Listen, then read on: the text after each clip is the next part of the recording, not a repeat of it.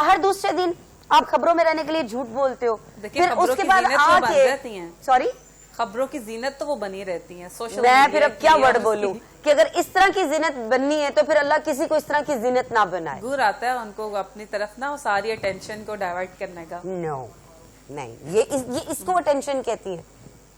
अल्लाह देखिए, आपका अगर एक नाम हो गया था, भले झूठ बोल के हुआ था, भले लोगों के घर खराब करके हुआ था, भले लोगों के मर्दों को खराब करके हुआ था, आपका अगर एक नाम बन गया था तो आप उसको संभाल के रखिए। खवातीन को तो उन्होंने चले खराब किया कि काफी इंस्पायर होती थी, मर्दों को कैसे उन्होंने खराब किया? मर्दों को खराब इसलिए किया कि जी इस तरह की स्टेटमेंट देनी कि औरत अगर मर्द अगर औरत से मोहब्बत करता है तो उसको गाली भी दे सकता है, वो उसको थप्पड़ भी लगा सकता है, ठीक है।